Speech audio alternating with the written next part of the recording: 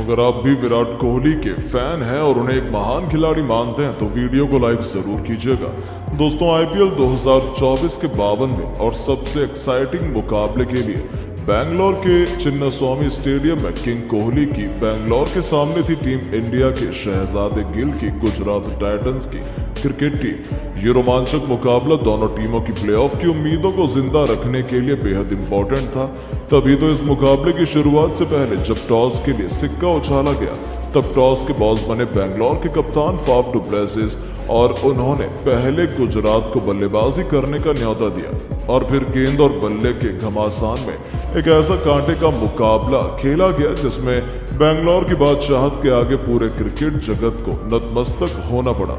जी हाँ, सबसे पहले तो बता दें गुजरात के लिए एक बार फिर अपनी टीम को कातिलाना शुरुआत दिलाने के इरादे से कप्तान शुभमन गिल के साथ रिद्धिमान साहा की खतरनाक जोड़ी मैदान में उतरी थी। लेकिन शुरुआत तो बैंगलोर ने ऐसी की मानो कि वो आईपीएल की नंबर 1 टीम हो।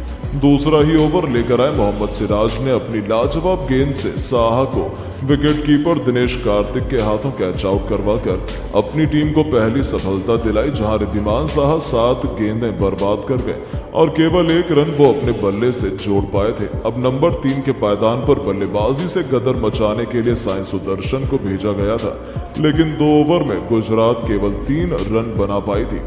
ऐसा लग रहा था कि बैंगलोर के गेंदबाज गेंदें नहीं बल्कि आग के गोले बरसा रहे हैं। उनकी पारी कछुए से भी धीमी रफ्तार से आगे बढ़ रही थी। ऐसा लग रहा था T20 के घमासान में हमें टेस्ट क्रिकेट का रोमांच देखने को मिल रहा था, लेकिन ये तो तूफान के पहले की शांति थी। फिर जो हुआ उसे गुजरात कभी नहीं भूल पाएगी। चौथे ओवर में शुभमन गिल ने मोहम्मद सिराज को बड़ा शॉट खेला, लेकिन बाउंड्री पर खड़े फील्डर ने उनका आसान सा कैच लपक कर गुजरात को 440 वोल्ट का झटका दिया था, जहां केवल 10 रन स्कोर बोर्ड पर बने थे और उनके दोनों ओपनर पवेलियन की शोभा बढ़ाने लौट चुके थे। हालांकि नंबर 4 के पायदान पर बल्लेबाजी करने उतरे शाहरुख खान ने आते ही मैदान को चीरते हुए खतरनाक चौका लगाकर अपने तेवर दिखा दिए। 4 ओवर में बैंगलोर ने 14 रन 2 विकेट के नुकसान पर बनाए थे, लेकिन पावर प्ले का आखिरी ओवर लेकर आए कैमरन ग्रीन ने इस बार साई सुदर्शन को अपने जाल में फंसाया, जिनका आसान सा कैच किंग कोहली ने लपका और गुजरात की पारी की कमर तोड़कर रख दी थी।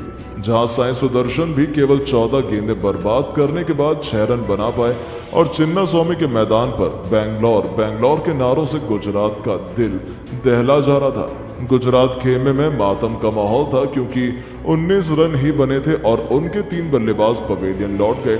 साथ ही इससे बुरा और क्या हो सकता है, मैदान में शाहरुख खान के साथ डेविड मिलर की जोड़ी मौजूद थी, जिन्होंने आते ही एक बार फिर पावर प्ले की आखिरी गेंद पर चौका लगाया और 6 ओवर में गुजरात के 23 रन तक पहुंचाया।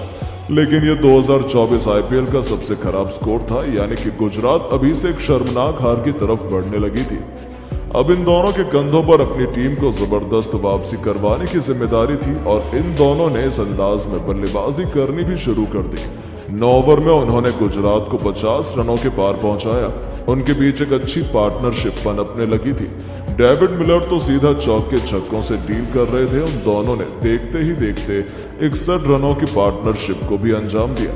दोनों खिलाड़ी अपने अपने अर्धशतक की तरफ बढ़ रहे थे, लेकिन तभी मैच में एक बार फिर आता है ट्विस्ट। इस बार कर्ण शर्मा ने अपनी फिरकी के जाल में खतरनाक लग रहे डेविड मिलर को आउट कर अपनी टीम को एक और सफलता दिलाई, जहां मिलर 20 गेंद पर 3 चौके और 2 तूफानी छक्कों की बदौलत 30 रन बनाकर पवेलियन लौट गए। तो उनके आउट होने के बाद शाहरुख खान भी किंग कोहली के रॉकेट थ्रो के आगे टिक नहीं पाए। विराट ने उन्हें रनआउट पर गुजरात की आधी पारी को समेटा, जहां शाहरुख भी 24 गेंद पर 5 चौके और 1 छक्के की बदौलत केवल 37 रन बना पाए और 87 रनों पर ही गुजरात ने अपने 5 बल्लेबाज रोक दिए थे। अब मैदान पर राहुल तेवतिया के साथ राशिद खान की जोड़ी मौजूद थी। इन दोनों खिलाड़ियों ने बेहतरीन बल्लेबाजी करते हुए 15 ओवर में गुजरात को 102 रनों तक पहुंचाया। उसके बाद भी उनकी तूफानी बल्लेबाजी जारी रही। 16 ओवर में करण शर्मा की बेरहमी से पिटाई करते हुए राहुल तेवतिया ने एक के बाद एक 3 खतरनाक चौके की हैट्रिक के साथ साथ एक खतरनाक छक्का भी लगाया। इस ओवर में उन्होंने कुल 19 रन बटोर डाले तो 17वें ओवर में राशिद खान को भी आड़े हाथों लेते हुए एक के बाद एक 2 खतरनाक चौके लगाए। हालांकि दोस्तों विकेटों के गिरने का सिलसिला थमा नहीं। 18वें ओवर में यश दयाल ने राशिद खान को क्लीन बोल्ड कर गुजरात को 6वां झटका दिया, जहां राशिद 14 गेंद पर 2 चौके और 1 छक्के की बदौलत 18 रन बनाकर आउट हुए। तो वहीं ओवर की आखिरी गेंद पर उन्होंने राहुल तेवतिया को भी आउट कर गुजरात को लगभग समेट दिया था। यहाँ तेवतिया 21 गेंद पर 5 चौके और 1 छक्के की बदौलत केवल 35 रन बना पाए। लेकिन दोस्तों, विजय शंकर ने इम्पैक्ट प्लेयर के तौर पर अब अंत में आते ही एक के बाद एक 2 खतरनाक चौके जरूर लगाए।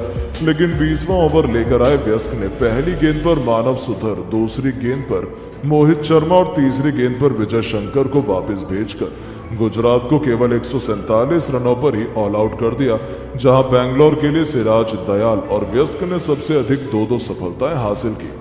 बेंगलोर के सामने 148 रनों का आसान सा लक्ष्य था, जिसका पीछा करने उनके लिए ज्यादा मुश्किल नहीं होना चाहिए था। बेंगलोर के लिए विराट कोहली के साथ कप्तान फाफ डु प्लेसिस की खतरनाक जोड़ी मैदान में तबाही मचाने के इरादे से आई थी और आते ही पहला ओवर लेकर आए मोहित शर्मा को आड़े हाथों लेते हुए विराट ने एक नहीं बल्कि एक के बाद एक 2 तूफानी छक्के लगाए, जिसमें गुजरात की हार को तो अभी से सुनिश्चित कर दिया था। विराट का बल्ला रन नहीं बल्कि आग बरसा रहा था। इन्हें खतरनाक बल्लेबाजी करता देखकर तो डु प्लेसी भी पीछे नहीं रहे। दूसरा ही ओवर लेकर आए जोशुआ लिटिल की बेरहमी से कुटाई करते हुए डु प्लेसी ने उनके स्वागत में एक के बाद एक पहले तो 2 खतरनाक चौके जड़े, तो फिर तीसरी गेंद को छक्के के लिए डिपॉजिट कर उन्होंने गुजरात के खेमे में तहलका मचा दिया था।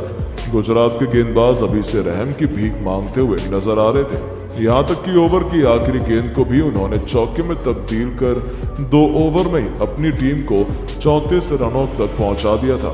अब तो केवल फॉर्मेलिटी शेष रह गई थी। यहाँ तक कि तीसरा ओवर लेकर आए मानव सुथर के भी परखच्चे उड़ाते हुए डु प्लेसी ने इस ओवर में एक खतरनाक छक्का और एक करारे चौके की बदौलत 3 ओवर में ही अपनी टीम को 46 रनों तक पहुंचा दिया था।